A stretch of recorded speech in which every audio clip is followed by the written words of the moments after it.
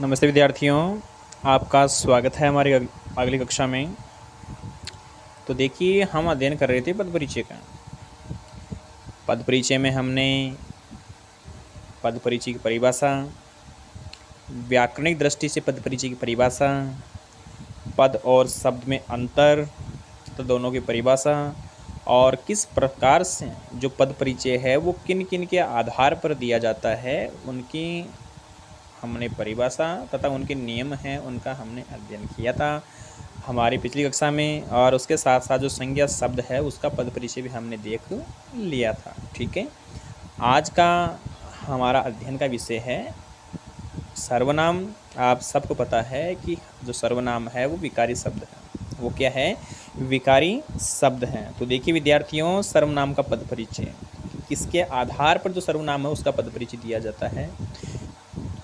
तो देखिए, सर्वनाम संज्ञा के स्थान पर प्रयुक्त होते हैं। आप सबको पता है, आप सब इससे अवगत हैं कि जो सर्वनाम है वो संज्ञा के स्थान पर क्या होते हैं? प्रयुक्त होने वाले होते हैं। ठीक है, अर्थात संज्ञा के स्थान पर प्रयुक्त होने वाले शब्दों को सर्वनाम कहते हैं। जैसे मैं, हम, ये, कुछ आदि। ठीक है, फिर देखिए आप सर्वनाम के भेद। हमने पहले ही चर्चा की थी, प्रत्येक चीज़ को बहुत अच्छी तरह से विस्तार पूर्वक उसकी प्रत्येक विषय वस्तु से आपको रूबरू करवाया जाएगा, अच्छी तरह से आपको बताया जाएगा, समझाया जाएगा, आपको उसमें किसी प्रकार की परेशानी नहीं होगी। ठीक है, तो देखिए जो सर्वनाम है उसकी 6 भेद हैं। सर्वनाम के बच्चों कितने भेद हैं? सर्वनाम के 6 भेद हैं। पहला है आपका पुरुषवाचक सर्वनाम। पुरुषवाचक सर्वनाम के 3 भेद हैं, उत्तम पुरुष, मध्यम पुरुष और अन्य पुरुष।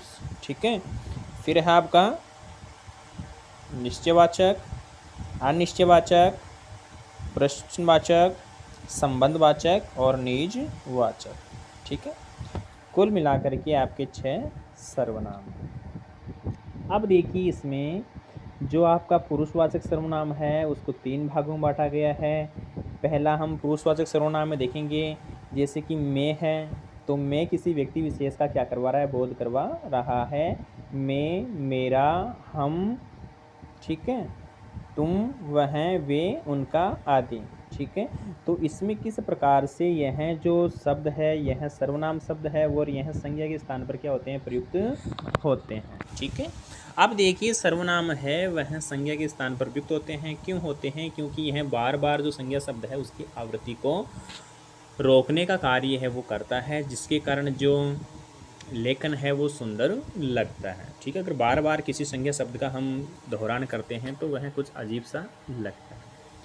तो देखेंगे विद्यार्थियों, हम पहला पुरुषवाचक सर्वनाम का जो भेद है वह है आपका उत्तम पुरुष। उत्तम पुरुष का अर्थ होता है बोलने वाला। कौन होता है उत्तम पुरुष? बोलने वाला। जैसे मैं, हम। अब देखो मैं क्या है? एक वचन है और इसका बहुवचन क्या हो जाएगा? हम। यह क्या है? बोलने वाला। हम यह पुस्तक पढ़ रहे हैं, मैं यह पुस्तक पढ़ रहा हूँ, मैं यह कार्य कर रहा हूँ, मैं स्कूल जा रहा हूँ, हम स्कूल जा रहे हैं। तो इस प्रकार से यह आपका क्या होगा? उत्तम पुरुष होगा। उत्तम पुरुष का अर्थ होता है बोलने वाला। ठीक है, फिर है आपका मध्यम पुरुष। तो देखिए मध्यम पुरुष का अर्थ होता है सुनने वाला।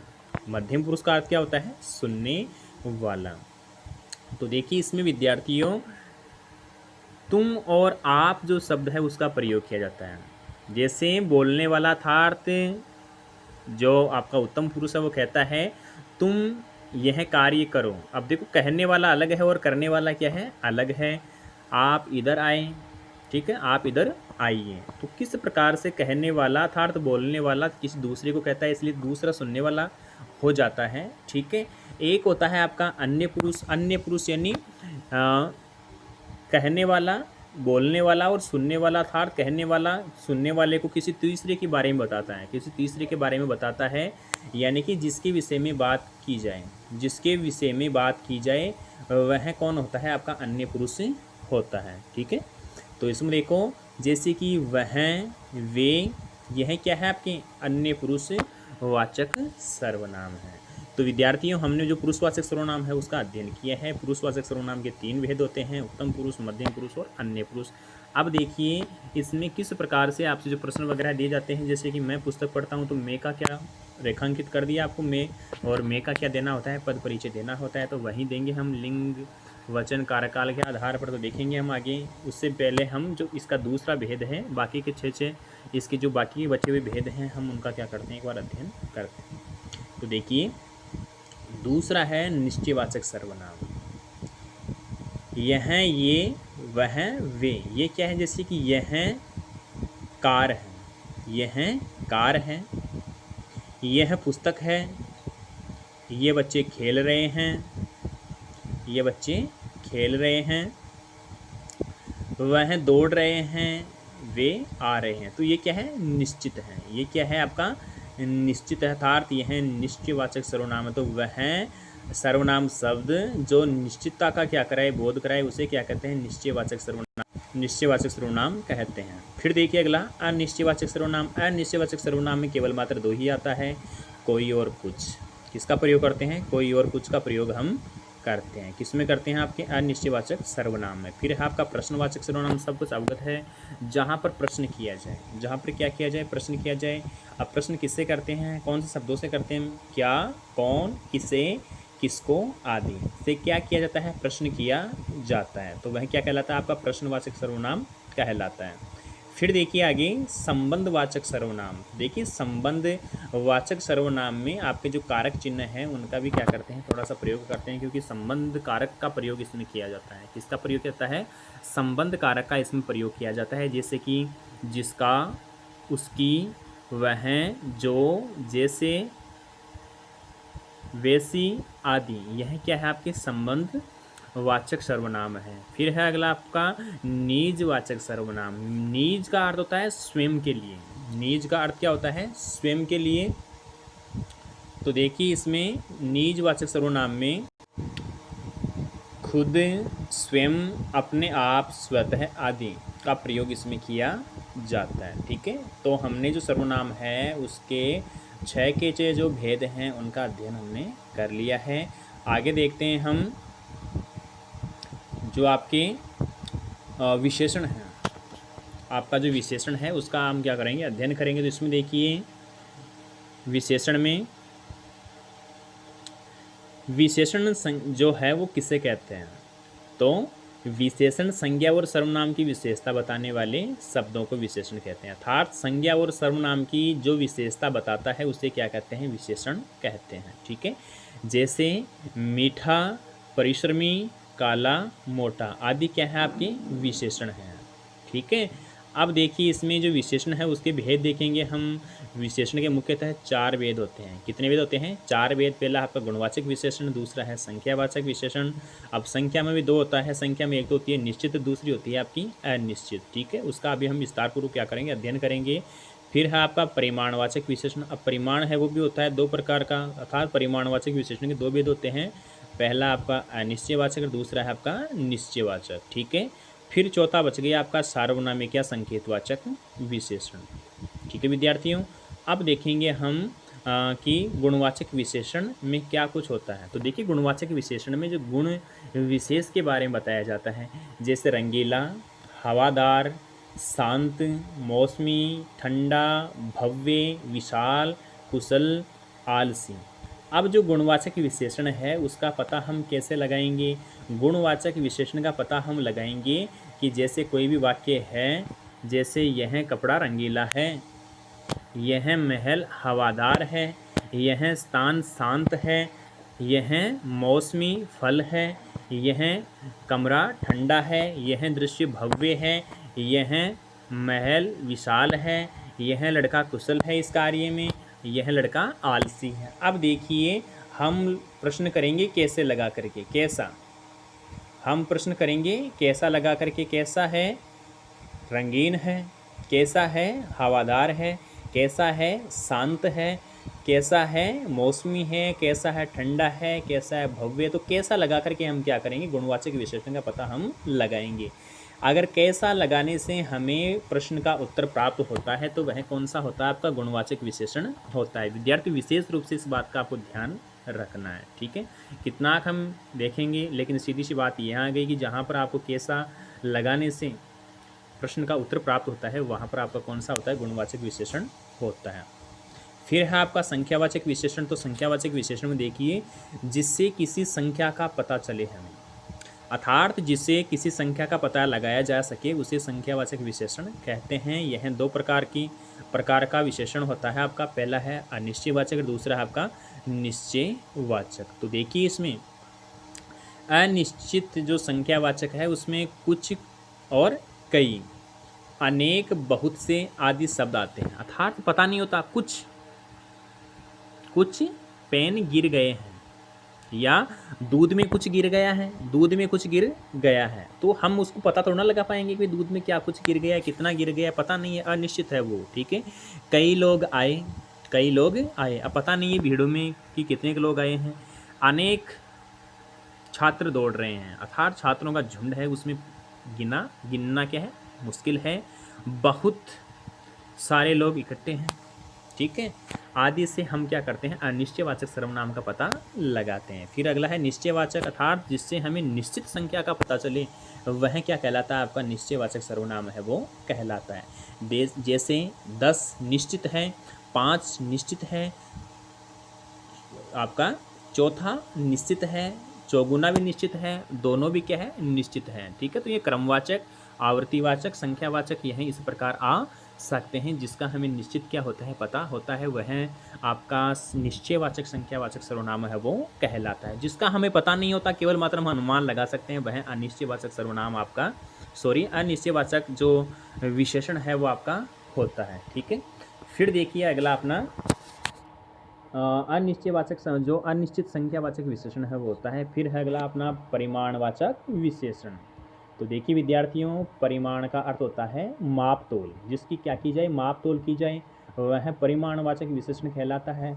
अब जो आपका परिमाणवाचक विशेषण है वह भी दो प्रकार का होता है। ठीक है, उसके भी दो भेद है। पहला है आपका अनिश्चित परिमाणवाचक विशेषण तथा दूसरा है निश्चित परिमाणवाचक विशेषण। तो देखिए, अनिश्चित परिमाणवाचक विशेषण में क्या कुछ होता है, जिसका निश्चित हमें पता नहीं होता, जैसे कम, पता नहीं कितना है, थोड़ा, कुछ, आदि, तनिक, जरा सा, आदि। ठीक है, तो इसमें क्या आता है, जैसे कि आपको कम आ गया, मैं खाना कम खाता हूँ, मैं दूध थोड़ा पीता हूँ, कुछ फल दो। ठीक है, तो इसमें पता नहीं होता, तो यही क्या होता है, आपका अनिश्चय परिमाणवाचक विशेषण होता है। ठीक है, अब यह फल की विशेषता बता रहा है कि फल कितना, थोड़ा सा, दूध कितना, कम। ठीक है, फिर है आपका निश्चित परिमाणवाचक विशेषण, अर्थात यह निश्चित जो परिमाण है, मापतोल है, उसका हमें क्या करवाता है, ज्ञान करवाता है, बोध करवाता है। तो देखो 1 मीटर, मुझे 1 मीटर कपड़ा दो, तो देखो कपड़ा क्या है, इसमें उसकी विशेषता बता रहा है, कपड़े की क्या बता रहा है, विशेषता बता रहा है कि मुझे कितना दो, 1 मीटर दो। पाव भर धनिया दो, तो धनिया की क्या जो विशेषता बताने का काम कर रहा है। 2 किलो अनार दो, तो यह जो अनार है उसकी जो मात्रा है, उसका परिमाण है, वह बताने का कार्य कर रहा है। ठीक है, 4 लीटर दूध दो, तो यह दूध का जो परिमाण है, अर्थात माप है, वह बताने का कार्य कर रहा है। और माप कैसी है, निश्चित है, माप कैसी है आपकी, निश्चित है। ठीक है, तो विद्यार्थियों अगला है अपना सार्वनामिक या संकेतवाचक विशेषण, अर्थात यह संकेत करता है, यह क्या करता है, संकेत करता है। सार्वनामिक का ही दूसरा नाम है संकेतवाचक विशेषण। जैसे यह बेग इधर लाओ, अर्थात मैं क्या कर रहा हूँ, इशारा कर रहा हूँ, यह कार मेरी है। ठीक है, यह कार मेरी है। ये घर मेरा है। ठीक है, यह घर, ये छात्र, वह घर, वे कुर्सियाँ, आदि। ठीक है, तो इसमें देखो किस प्रकार से संकेत कर रहा है, यह घर मेरा है, ये छात्र खेल रहे हैं, अर्थात ये छात्र आ रहे हैं, वह घर, वे कुर्सियाँ, आदि। अर्थात यहाँ पर क्या हो रहा है, संकेत हो रहा है, अर्थात यह सार्वनामिक क्या है, आपका विशेषण है। तो देखिए विद्यार्थियों, बहुत अच्छी तरह से मैंने जो विशेषण है आपको समझाने का प्रयास है वो किया है। फिर देखिए प्रविशेषण, अर्थात ये ऐसा एक आता है जो प्रविशेषण किससे कहते हैं। देखिए विशेषण की विशेषता बताने वाले शब्द क्या कहलाते हैं, आपके प्रविशेषण कहलाते हैं। जैसे यह आम बहुत मीठा है, आप देखो मीठा तो क्या हो गया, आपका विशेषण हो गया। आम क्या है आपका, आम एक वस्तु विशेष है, तो देखो इसमें बहुत क्या हो गया आपका, बहुत आपका प्रविशेषण हो गया। बहुत क्या हो गया आपका प्रविशेषण, अर्थात यह विशेषण की भी क्या बताता है, विशेषता बताने का कार्य करता है। ठीक है, फिर देखिए उड़ीसा में आया तूफान अत्यंत भयावह था, अर्थात जो उड़ीसा है उसमें जो तूफान आया वो बहुत क्या था, भयावह था। तो इसमें देखो अत्यधिक क्या लग गया, अत्यधिक।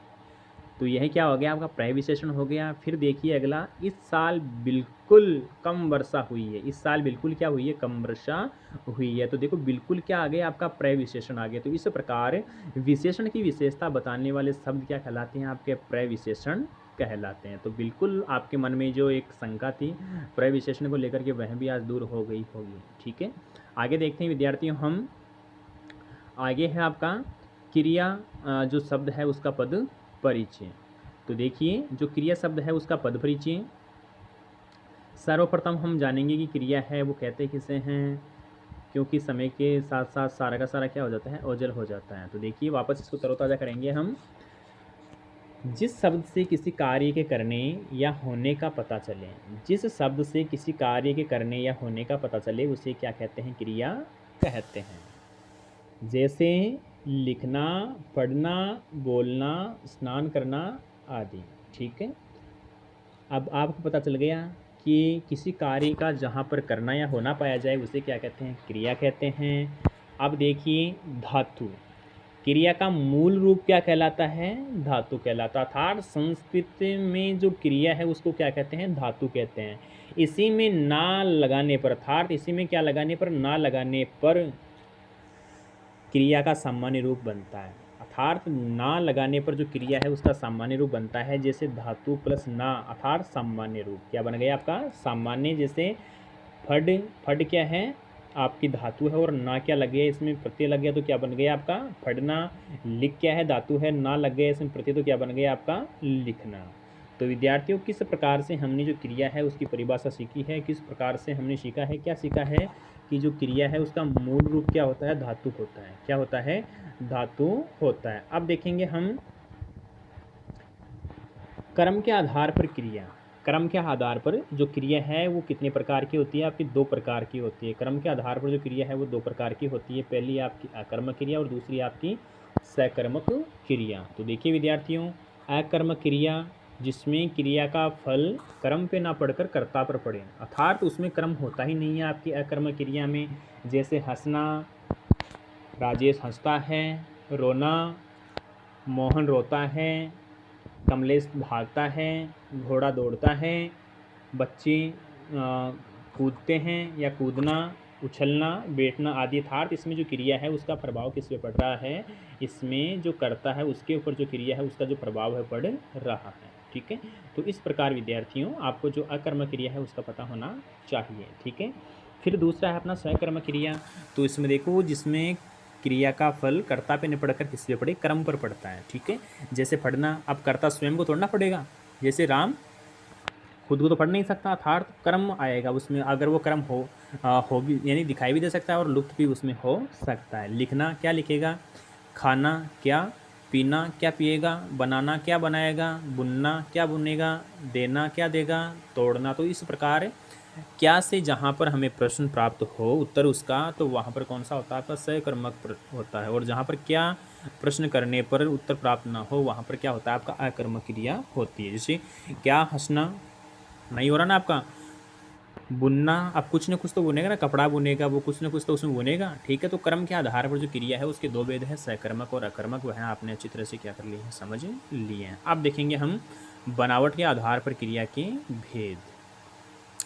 बनावट के आधार पर देखिए क्रिया के भेद, पहला है आपका मुख्य क्रिया।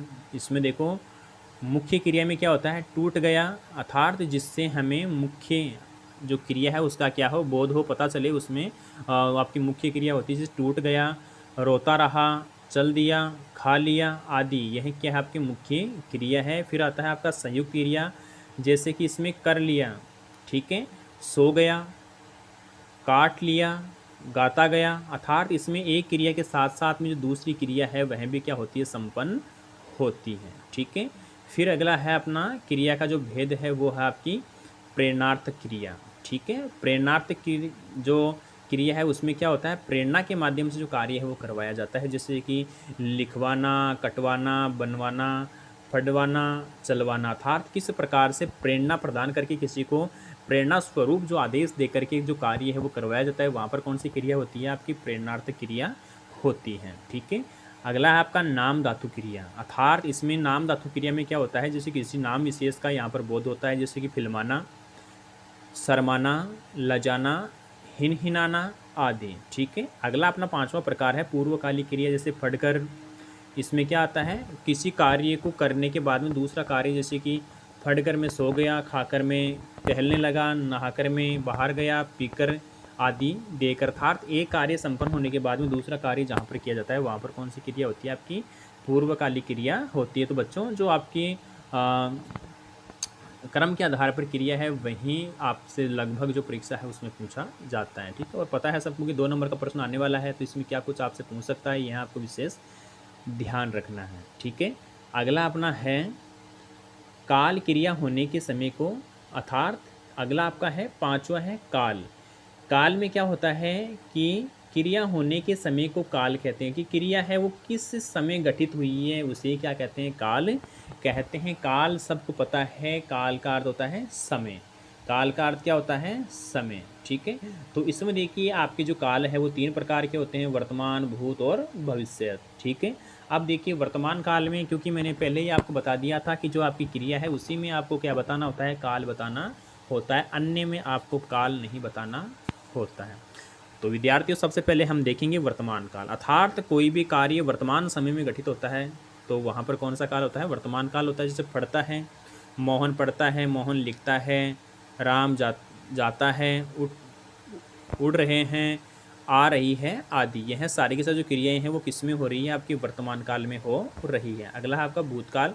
भूतकाल यानी कि कार्य है वो संपन्न हो चुका है, क्रिया है वो संपन्न हो चुकी है। जैसे पढ़ती थी, लिख रही थी, जाती थी, उड़ रहे थे, आ रही थी आदि। यह सारी की सारी क्रियाएं हैं पहले ही क्या हो गई है, आपकी संपन्न हो गई है। ठीक है। अगला है आपका भविष्यत काल। तो भविष्यत काल में क्या होता है, भविष्यत काल में आने वाले समय में जो क्रिया है वो क्या होती है, संपन्न होती है। ठीक है। जैसे कि फटेगा, मोहन अब फटेगा, यानी कि समय अभी नहीं बल्कि आने वाला जो समय है उसमें यह इस प्रकार का जो कार्य है वो करेगा। लिखेगा, अर्थात कुछ समय बाद क्या होगा, जो कार्य है उसको संपन्न करेगा। आएगा, उड़ेंगे, आएगी आदि। ठीक है। तो यह सारे के सारे किस में होते हैं, आपके यह आपके भविष्यत काल में होते हैं। ठीक है। तो कुल मिलाकर के हमने जो काल है उसका क्या किया है, अध्ययन किया है। अच्छी तरह से आपके समझ में आया था। समय का जिससे बोध होता है उसे क्या कहते हैं, काल कहते हैं। काल के मुख्यतः कितने प्रकार होते हैं, काल के मुख्यतः 3 प्रकार होते हैं, वर्तमान, भूत और भविष्यत। ठीक है। तो इस प्रकार से विद्यार्थियों हमने जो हमारे अविकारी शब्द हैं, जो विकारी शब्द हैं उनका क्या कर लिया है, अध्ययन हमने कर लिया है। विकारी शब्दों में पहला हमने अध्ययन किया आपका संज्ञा का, फिर अध्ययन किया हमने सर्वनाम का, फिर अध्ययन किया हमने विशेषण का, फिर अध्ययन किया हमने हमारी क्रिया का, फिर अध्ययन किया 5वें नंबर पर है आपका काल। ठीक है। तो जो विकारी शब्द हैं वह आपके 5 हैं, और उनका पद परिचय देते समय हम किस प्रकार से उसमें लिंग है, उसमें वचन है, उसमें काल है, उसमें कारक है, इनके आधार पर किया जाता है किसी संज्ञा पद का या किसी सर्वनाम पद का या किसी विशेषण पद का जो पद परिचय है वो दिया जाता है। तो मैं आशा करता हूँ आपसे कि जो विकारी शब्द हैं उनका आपने बहुत अच्छी तरह से समझने का जो प्रयास है वो किया है। तो सभी के सभी विकारी शब्द आपको अपनी नोटबुक में लिखने का जो कार्य है वो करना है, जिसके माध्यम से आप बेहतर तरीके से इन विकारी शब्दों को और अच्छी तरह से समझ सकेंगे और लंबे समय तक यह आपके पास रहेंगे। ठीक है। तो विद्यार्थियों हम जो आपके अविकारी शब्द हैं उनका अध्ययन हमारी अगली कक्षा में करेंगे। आज के लिए बस इतना ही। मैं विदा चाहता हूँ। धन्यवाद।